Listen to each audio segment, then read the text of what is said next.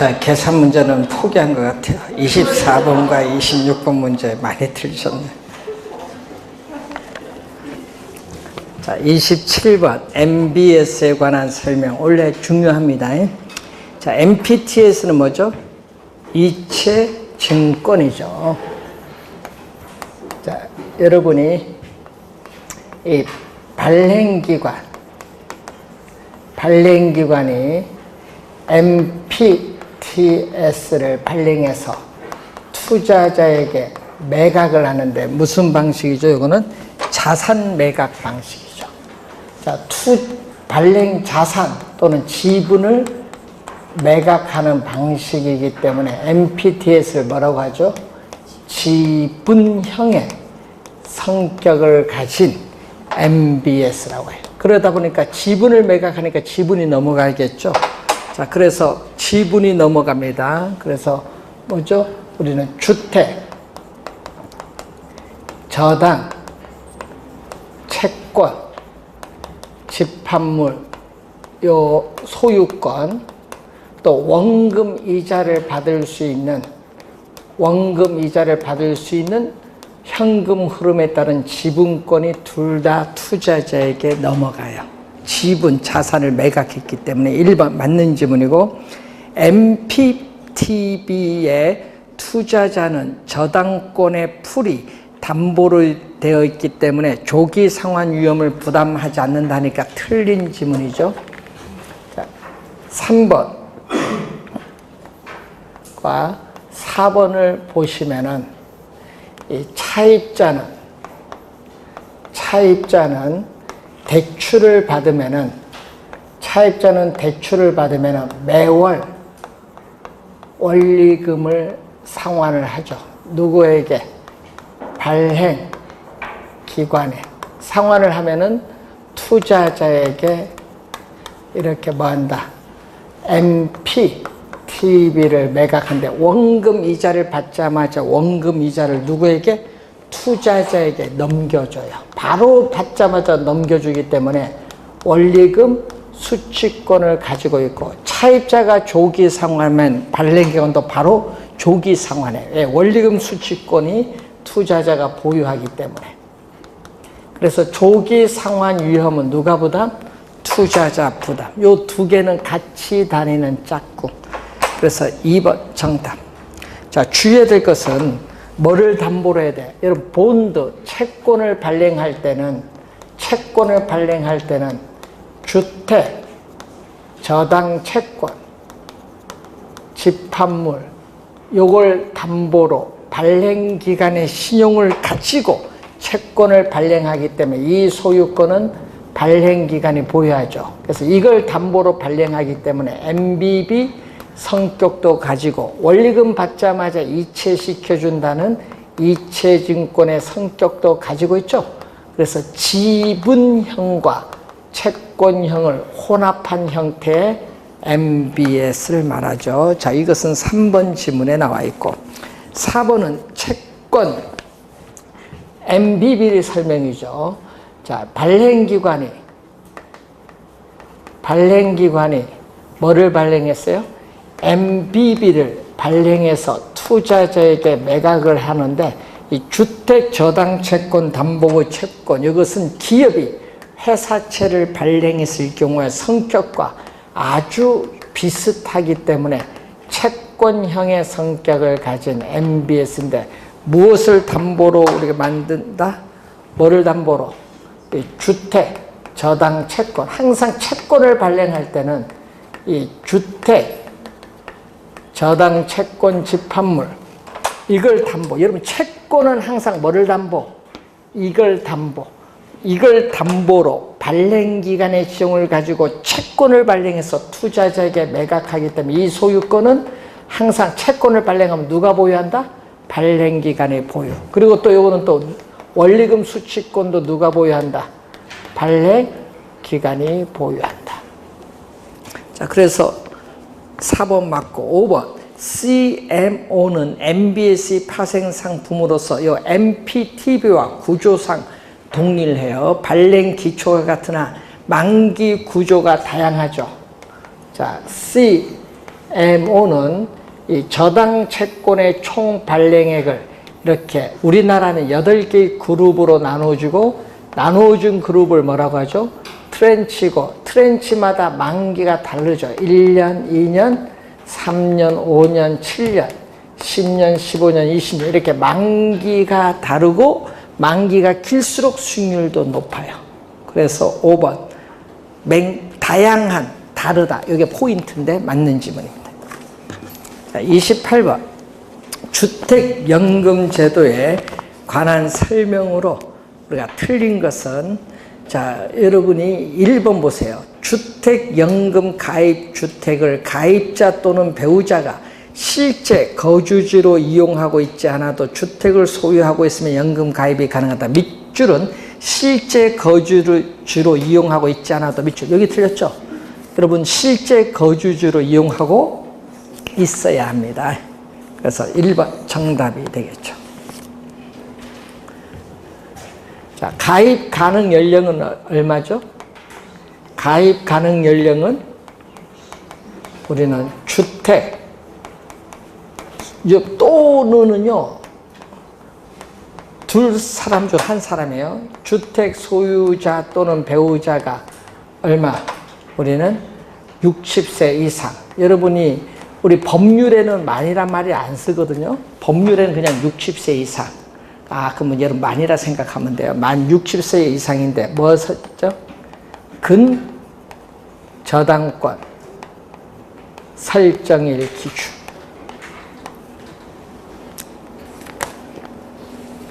자, 그래서 여러분 3, 4, 5번은 주택연금 3종 세트죠. 주택연금 3종 세트인데 여러분이 주택담보대출 상환용 주택연금, 우대형 주택연금, 그리고 주택연금 사전예약 보금자리론 그렇게 우리가 나와 있습니다. 자, 여러분 그 4번 지문 보세요. 여기 또 법이 바뀌었는데 우대형 주택연금의 그 1억 5천만 원 미만입니다. 이하 대신에 미만으로 고치고 그리고 최대 17%를 12.7%로 고칩니다. 이 법이 바뀌었어요. 여기에 가끔 시장 상황에 따라 바뀌는데 여러분 이 3, 4, 5를 우리는 박근혜 정부 4년 전에 도입된 주택연금 3종 세트입니다. 바뀐 거는 출제 안 하겠죠. 1, 2번 지문만 잘 기억해 두시면 되겠네요.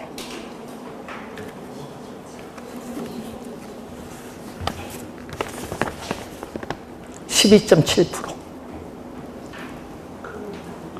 처음에는요 15% 도입되다가 17% 바뀌었다가 이번에 12.7%로 바뀌었어요.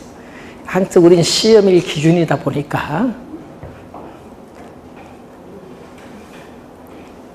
어제 어떤 분이 전화 오셨더라고요. 상가 건물 임대차법 요거 이제 어떻게 공포되냐 모르니까 하여튼 시험일 기준인데 인쇄 언제 들어가면 그것도 묻대. 시험 인쇄 들어가면 이제 뭐 끝났잖아요. 여러분 시험 인쇄 들어가면. 그러니까 이 법이 언제 바뀌냐 여기 중요한 거예요. 시험일 기준이니까. 여러분 그런 걸 조심해야 돼요. 항상 법 바뀌는 거. 저도 몰랐는데 누가 질문 전화 와서 묻더라고요.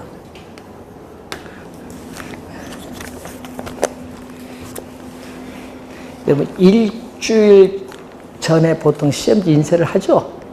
배송 전국 다 해야 되니까. 수능도 마찬가지지만. 자, 29번 니즈에 관한 설명 틀린 거. 원래 주의 많이 해야 돼요. 원래 법조문 잘 보셔야 되는데 부동산 투자 회사는 부동산 등 자산의 운용에 관한 회계 처리를 할 때는 금융위원회 밑줄. 국토교통부 아닙니다. 금융위원회가 정하는 회계 처리 기준에 따라야 합니다.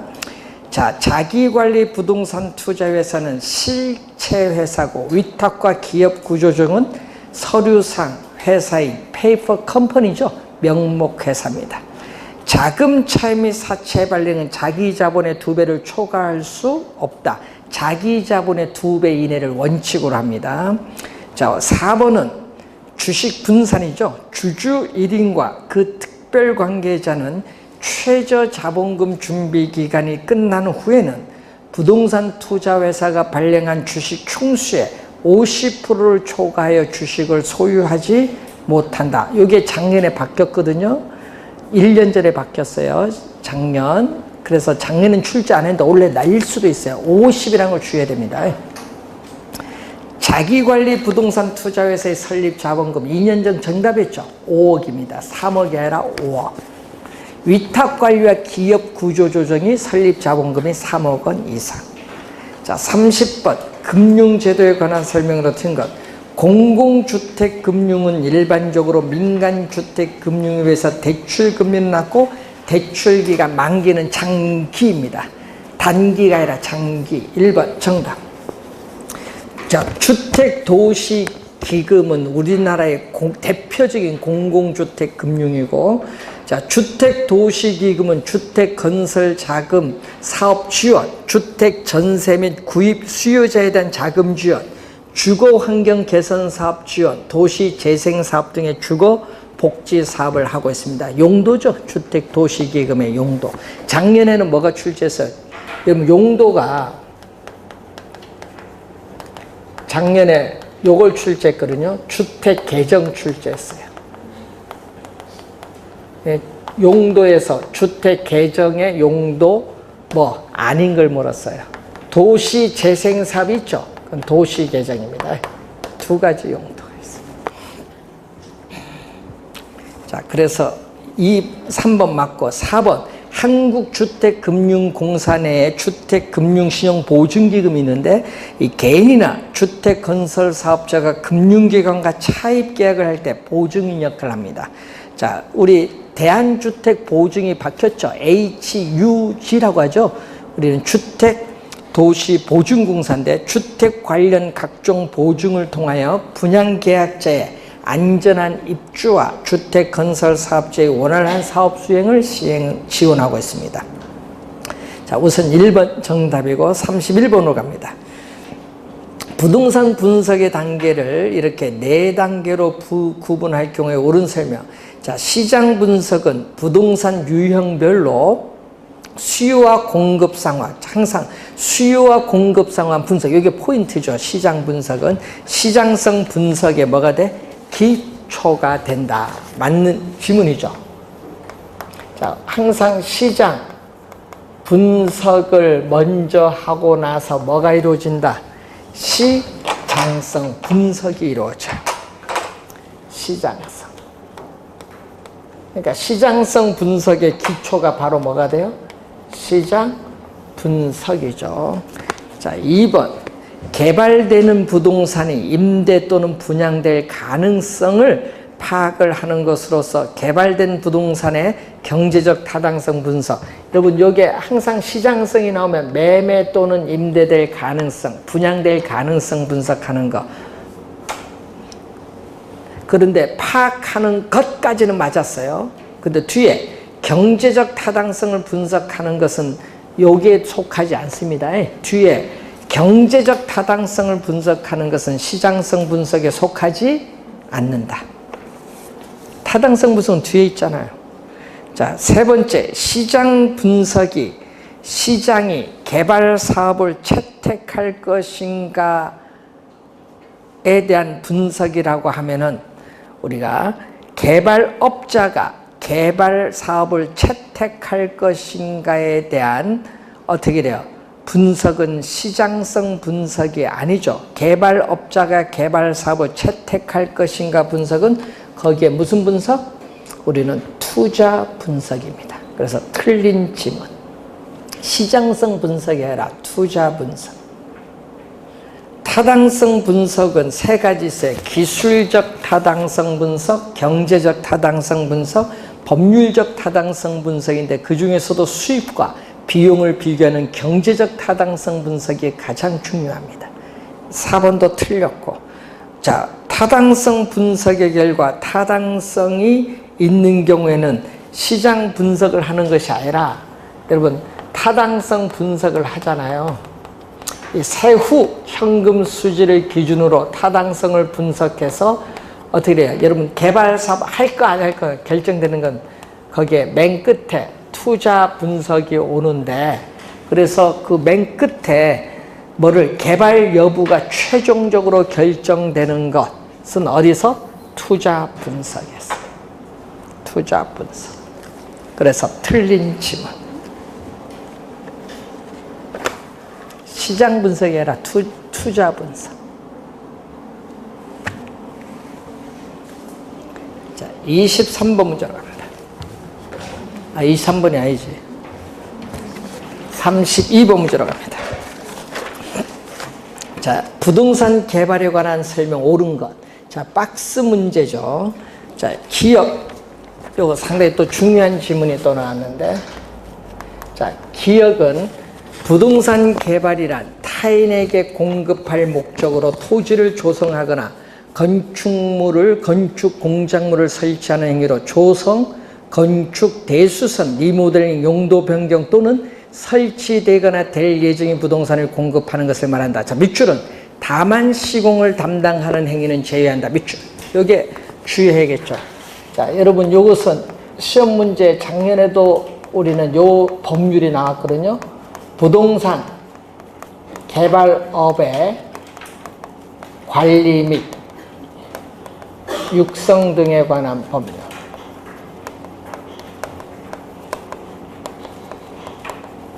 작년에 뭐가 나왔어요? 작년 시험은 요걸 출제했어요. 부동산 개발업을 출제했어요. 작년 시험에. 부동산 개발업은 타인에게 공급할 목적으로 부동산 개발을 수행하는 업. 요걸 출제했습니다. 작년 시험에. 부동산 개발 개념도 중요합니다. 니은 개발 과정 7단계에서 처음에 구상 단계, 두 번째 예비적 타당성 분석 단계인데 개발 사업으로 예상되는 수입과 비용을 계략적 밑줄 정밀하게 분석하는 게 아니라 계략적으로 분석을 해서 수익성을 검토합니다. 니은 맞는 지문. 디귿 환지 개발 방식은 사업 후에 개발 토지 중 사업에 소요된 비용, 공공용지를 제한 토지를 당초의 토지 소유자에, 자, 매각의 동그라미, 매각하는 것이 아니라 재분배합니다. 환지 평가를 통해서 뭐를 한다? 우리는 당초의 토지 소유자에게 재분배한다. 디귿 틀린 지문. 네 번째, 등가 교환 방식인 경우 토지 소유자가 토지를 제공하고 개발업자가 건물을 건축하여 그 기여도에 따라 토지 건물의 지분을 갖는 방식, 등가 교환 방식 개념 맞습니다. 여러분 토지 건물의 지분을 기여도에 따라 나누어 갔기 때문에 수수료 문제는 발생하지 않는다.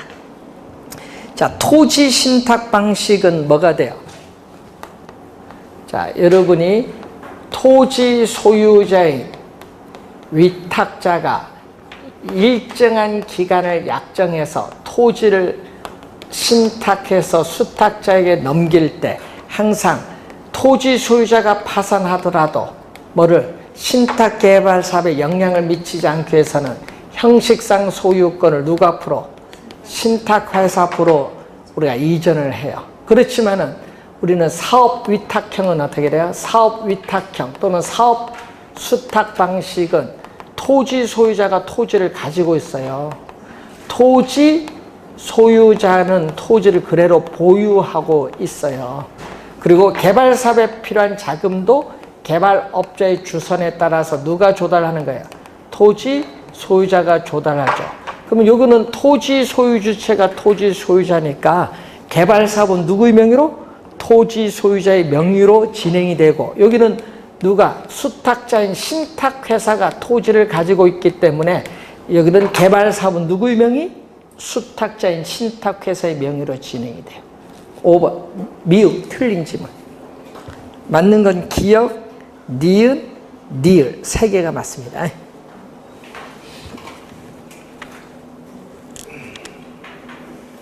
이전에서 개발하는 건 누구? 소유권 이전 개발은 토지 신탁이고 사업 위탁형, 사업 수탁 방식은 이전하지 않습니다. 자, 33번 틀린 것. 부동산 관리는 법, 경영, 기술적인 측면에 있어서 설비 등의 기계적 측면과 경제 경영을 포함한 종합적인 방식의 접근이 요구된다. 맞는 지문. 자, 투자의 위험 관리 등 소유자나 기업의 부를 극대화하기 위해서 부동산 가치를 증진시킬 수 있는 다양한 관리 방법을 모색하는 이 관리를 우리 뭐라고 하죠? 자산 관리. 프로퍼티가 아니라 자산, 에시트, 자산 관리. 시설 관리는 부동산 소유자나 사용자의 단순한 요구에 부응하는 관리죠. 부동산에 관한 각종 시설을 운영하고 유지하는 소극적 관리는 시설 관리예요. 그래서 투자에 따른 위험 관리, 포트폴리오 분산 투자, PF 결정, 재개발 결정, 리모델링 결정하는 건 다 자산 관리입니다. 2번 정답.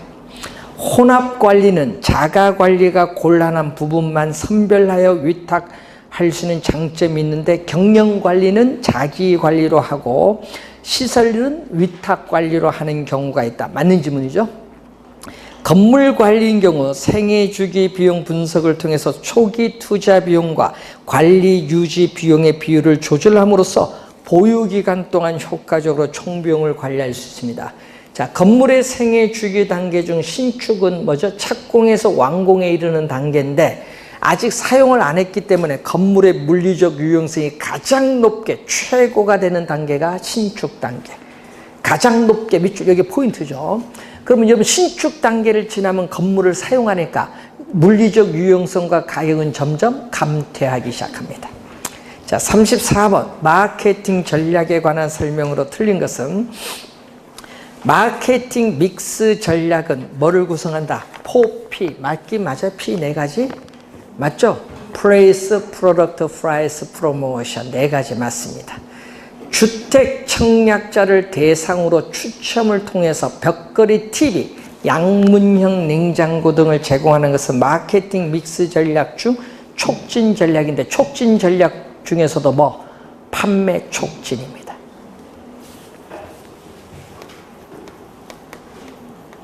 자, 촉진 전략은 뭐가 있냐면은 광고, 홍보,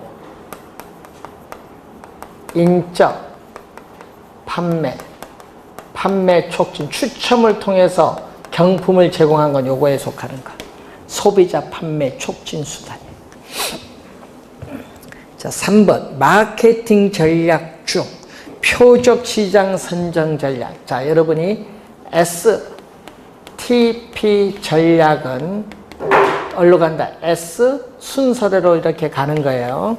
자, 이때 거기에 마케팅 활동을 수행할 만한 가치가 있는 명확하고 의미가 있는 구매자 집단, 수요자 집단으로 시장을 나눈다.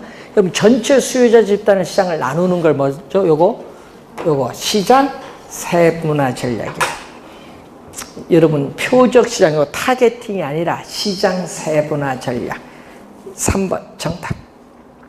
4번 포지셔닝은 목표 시장에서 고객의 욕구를 파악하여 경쟁 제품과 차별성을 가지도록 제품 컨셉, 개념을 정하고 소비자의 지각 속의 상품을 적절히 유치시켜주는 것을 요걸 뭐라고 하죠? 포지셔닝. 뭐죠? 차별화 전략. 4번은요, 바로 뭐에 대한 설명? 차별화 전략에 대한 설명이 4번. 5번, 공급자와 소비자 간의 장기적, 일회적이 아닌 장기적, 지속적인 상호관계를 중시하는 전략은 관계 마케팅 전략으로서 브랜드, 상표와 연관되어 있습니다. 3번 정답입니다. 35번. 다음 형상을 설명할 수 있는 가격 원칙이 가장 우리가 된 것. 자, 1번과 4번 설명을 함께 가는데 1번 보세요. 주변 지역의 다른 건물에 비해서 지하 주차장은 비좁고 엘리베이터 대수가 부족하여 해당 건물의 경제적 감가, 경제적 밑줄. 경제적 감가가 아니라 기능적 감가. 자, 여러분 균형의 원칙은 균형은요, 부동산의 유용성을 최대로 발휘하기 위해서는 이 내부 부동산에 있어서 내부 구성 요소 간의 결합에 있어서 균형을 이루어야 되는데 이 균형에 위배된다. 아까 부지와 건물이 부정이 되면은 무슨 감가? 기능적 감가. 경제적 감가가 아닌 기능적 감가. 1번 틀렸고요. 거기 4번 갑니다. 대지 면적에 비해서 건물의 건축 면적이 낮아요. 그래서 건물에 대한 증축이 요구된다. 이것도 부지와 건물이 적응하지 못하죠. 뭐다? 요거 또 요거의 위배에 대해서 무슨 감가? 기능적 감가가 나타나요. 무슨 원칙? 균형의 원칙. 자, 2번 부동산 가격을 단순히 생산비의 적산 총합이 아닌 공헌도를 합한 것이란 거죠. 기여의 원칙입니다. 공헌도, 기여도가 나오면 기여의 원칙. 3번 거래 사례 자료가 3년 전에 거래된 자료로 해서 이에 맞는 적절한 시점 수정을 했다. 여러분 시점 수정을 하는 것은 변동의 원칙. 자, 부동산 변동의 원칙. 자, 여러분이 여러분 시점에 거래 사례의 가액을 기준 시점의 가액으로 정상화시켜주는 작업이죠. 시점 수정의 근거와 관련 있는 것은 변동. 또 부동산 가치에 영향을 미치는 가치 형성 요인은 항상 변동하기 때문에 부동산 가치는 특정의 기준 시점에서만 타당성이 인정된다. 이것도 변동의 원칙. 5번 정답. 주거지역 주변에 산재하여 있는 공업단지의 영향으로 주택가격이 하락을 한 것은 어떻게 돼요? 우리는 외부 환경 조건에 영향을 받아서 부동산 가치가 하락하죠. 외부성의 원칙, 외부 효과입니다. 그래서 5번 정답. 36번 지역 분석과 개별 분석에 관한 설명 중 틀린 것. 자, 지역 분석. 항상 여러분 우리는 의의를 시험에 또 자주 출제하는데 이 지역 분석과 개별 분석이 있어요. 자, 대상 부동산. 자, 대상 부동산의 개별 요인을 분석을 하죠. 자, 여러분 이제는 뭐 딱 기억이 나는데 개별 요인을 분석해서 대상 부동산의 최고, 최선의 이용, 최유효 이용을 판정함으로써 구체적으로 뭐를 한다? 가격을 구하는 것을 목적으로 하는 게 뭐다? 개별 분석. 절차상, 요 두 개가 제일 많이 나오니까 절차상, 선후 관계. 요 두 개가 시험에 제일 많이 출제하거든요. 그래서 1번 최유효용 판정 과정 맞고요. 자, 2번 정답인데 여러분이 대상 부동산에 속해 있는 지역의 특성을 파악해서 그 지역 내 부동산들의 일반적이고 평균적인 이용 방법인 표준적 사용의 형상과 장래의 동향을 명백히 해서 지역 내 부동산들의 가격을 평균한 값, 가격 수준을 판정하는 작업이 지역 분석인데 문제는 최유효용은 이 표준적 사용을 지표로 해서 최유효용은 요걸 지표로 해서 결정되는 피결정성을 가져요. 그래서 2번 정답. 뭐를 지표? 표준적 사용 지표. 2번 정답이고 3번 대상 부동산의 사용과 인근 지역에 있는 일반적이고 표준적인 사용과의 상관관계도 분석을 합니다. 자, 최유효용을 판정할 때는 장래의 동향이나 추이 등의 예측을 또 반영을 해야 됩니다. 개별 분석에 있어 여러분 지역 특성에 제약하에 개별 요인 분석이 이루어지기 때문에 지역 분석이 먼저 이루어지고 개별 분석은 뭐다? 나중. 그래서 지역 분석이 선행 분석이라면 개별 분석은 후행 분석. 이게 5번인데 여러분 요 지문은요 2년 전 27회 또 정답으로 물었어요. 지역 분석이 먼저, 개별 분석은 나중. 37번 어떻게 됐는지 36번과 38, 9번은 많이 틀렸고 어떻게 37번 계산 문제는 많이 맞았어요?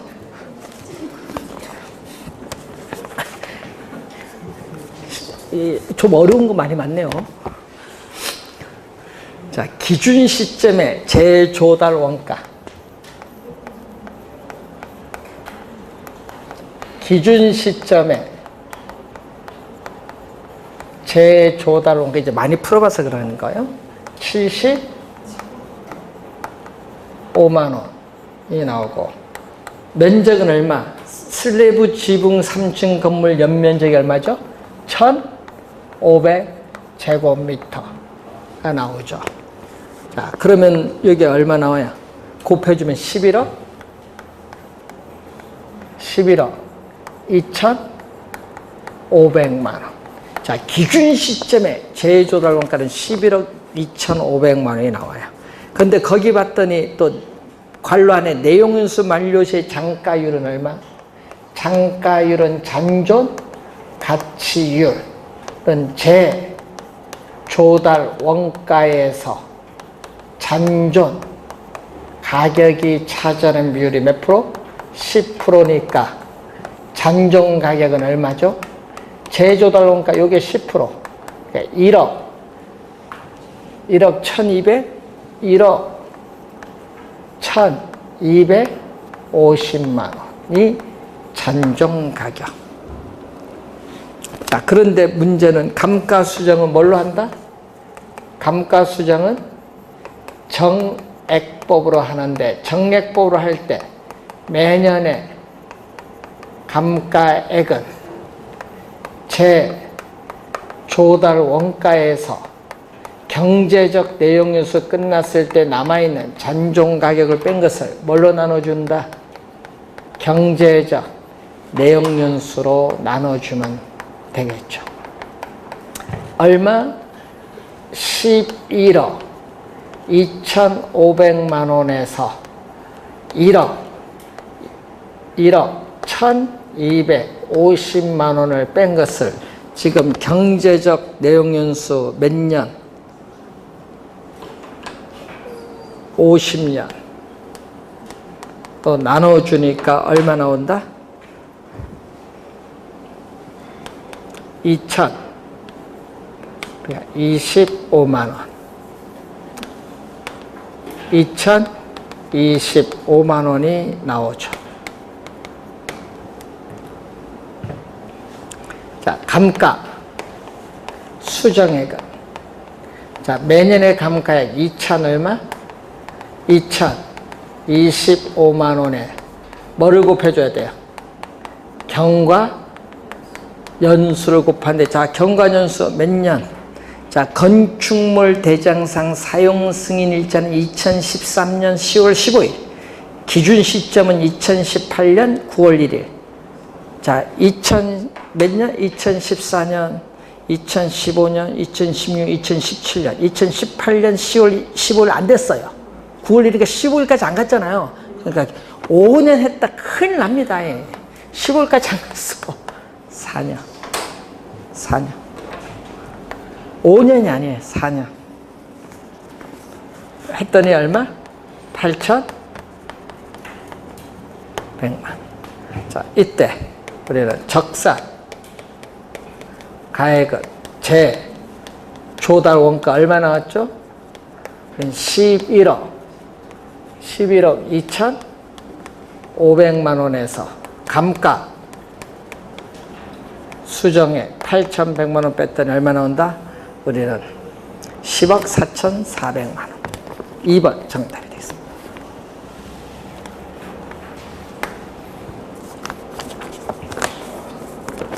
문제 어려운 건 아닌데 요게 키워드예요. 5년이 아니라 4년. 38번. 토지를 평가하기 위해서는 거래 사례 시점 수정을 요한다. 상업지역 지가 변동률이 다음과 같을 경우에 지가 변동률을 기준한 시점 수정치를 구하라. 단 거래 시점은 2018년 3월 1일 날 거래했고요. 기준 시점은 8월 15일, 2018년 8월 15일. 자, 시점 수정치. 자, 1 플러스, 자, 3월달 얼마? 9% 올랐네요. 0.09. 자, 요게 3월달이에요. 3월달. 4월달 얼마? 6% 올랐네요. 0.06. 요거는 4월달. 5월달 얼마? 3% 올랐죠. 1 플러스 0.04. 플러스는 뭐야? 상승이에요. 플러스, 앞에 플러스 상승한 거예요, 지금. 요게다가 6월달. 6월달 얼마? 5%. 1 플러스 0.05. 7월달. 7월달 얼마? 1. 마이너스 5%예요. 마이너스니까 5% 하락한 거 아니에요. 마이너스 5%, 0.05. 8월달. 8월달 와야 되는데 8월달은 뭐를 기준하냐 하면은 7월 기준이야. 앞에 전달. 8월은 아직 한 달 안 갔거든요. 며칠? 8월 15일까지니까 전달 기준으로 합니다. 전달, 8월 아직 한 달 안 갔어요. 전달 기준 가는데 마이너스죠? 마이너스잖아요, 지금. 마이너스 5%니까 마이너스 0.05인데 8월 31일 중에서 15일 경과했어. 4번 정답.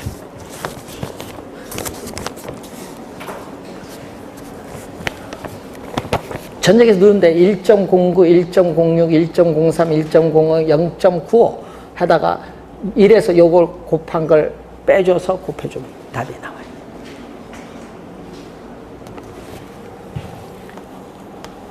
(39번) 다음 자료를 이용하여 대상부동산의 종합환원율, 자본환원율 구하라. 유효 총소득 얼마죠? 유효 총소득 얼마? 5,760만 원에 유효 총소득의 영업경비 비율 얼마? 25%. 얼마죠?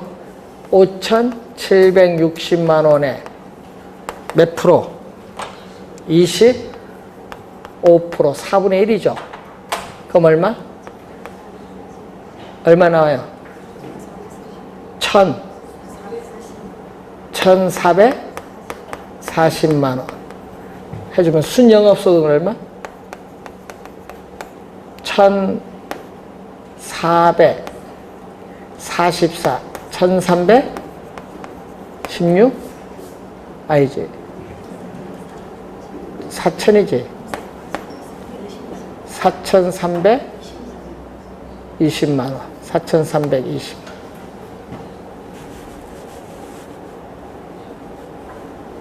자, 순영업소득은 4,320만 원이 나와요. 자, 그러면은 종합환원율은 어떻게 구한다? 환원율은 대상 물건으로부터 장래에 산출할 것으로 기대는 수익, 순영업소득을 우리는 부동산 가액을 통해서 환원을 하죠. 자, 지금 부동산 순영업소득은 4,320만 원이고 부동산 가치는 얼마? 우리는 8억 6,400만 원이죠. 나눠줬더니 얼마? 0.05 곱하기 100을 해주면 5%로 가는 건데 지금은 요게 나와 있죠? 0.0. 부채 감당률 대부 비율은 여러분 아무런 계산에 관련 없어. 개념. 환원율 개념.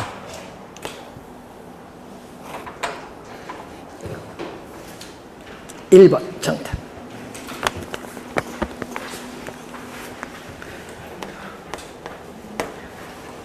(40번) 공시가격에 관한 설명으로 틀린 것은 토지를 평가하는 공시지가 기준법. 뭐를 기준? 표준지 공시지가를 기준. 개별 공시지가가 아니라 표준지 공시지가 기준. 1번 맞고 2번 국토교통부 장관은 이 신청 기간이 만료된 날부터 30일 동그라미 60일이 아닙니다. 30일 내에 이 신청을 심사해 그 결과를 신청인에게 서면이죠. 구두가 아닙니다. 서면으로 통지하여야 밑줄. 하여야는 반드시 서면으로 통지하여야 한다. 자, 감정평가업자가 타인의 의뢰에 의하여 개별적으로 토지를 감정평가하는 경우에 개별공시가를 기준으로 한다. 개별공시가 몇 줄? 틀렸죠? 개별공시가가 아니라 뭐를 기준? 표준지 공시지가를 기준. 여러분 3번은요. 표준지 공시지가의 효력인데 첫 번째가 뭐죠? 토지시장의 지가 정보를 제공하고 일반적인 토지거래의 지표, 국가 지방자치단체 등이 그 업무와 관련하여 지가 산정 기준. 네 번째가 나오죠. 감정평가업자가 토지를 개별적으로 감정평가하는 경우에 기준. 네 번째가 지금 나오고 있어요. 3번 질문. 4번 시장, 군수 또는 구청장이 나오는데, 자 4번 지문 보면요 항상 요걸 주의해야 되겠죠. 시장, 군수 또는 구청장이 나오느냐, 뭐가 나온다? 국토교통부 장관이 나오느냐, 이걸 항상 주의해야 돼. 시험 문제는요. 자, 공시기준일 1월 1일 이후에 토지 분할 합병이나 건물의 신축 등이 발생한 경우에는 뭐를 기준? 대통령령입니다. 그러면 대통령령이 정하는 날, 이걸 기준합니다.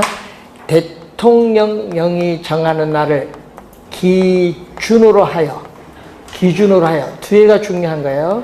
이 개별 주택 가격을 결정 공시하여야 한다. 개별 주택 가격이 나오면은 시장, 군수, 구청장이고, 또 토지 분할 합병 등이 발생할 경우에 또 대통령령이 정하는 날을 기준으로 또 개별 공시가를 결정 공시해야 된다. 이것도 개별 공시가, 누구 둘 다 공시권자가 시장, 군수 또는 구청장이고, 공동주택은 공시권자가 시장, 군수, 구청장이 아니라 대통령령이 정하는 날을 기준해서, 이번은 뭐다?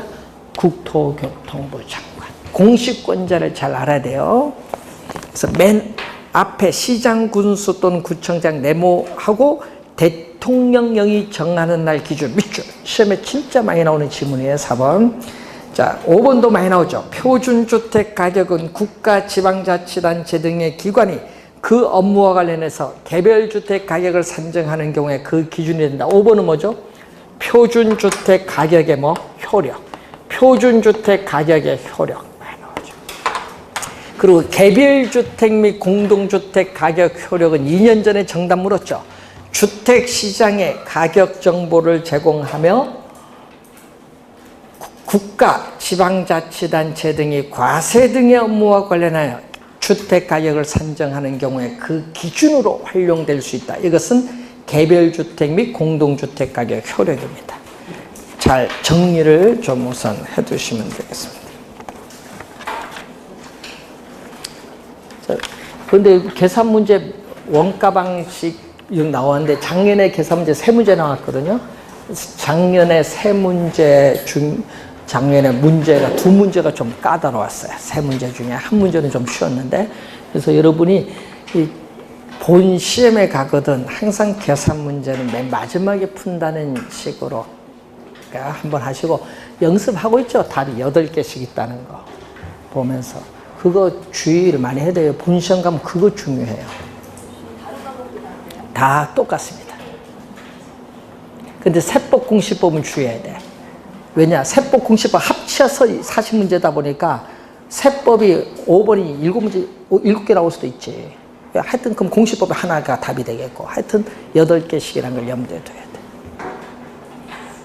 그래서 세법 공시법 찍을 때가 제일 애매모호할 거예요.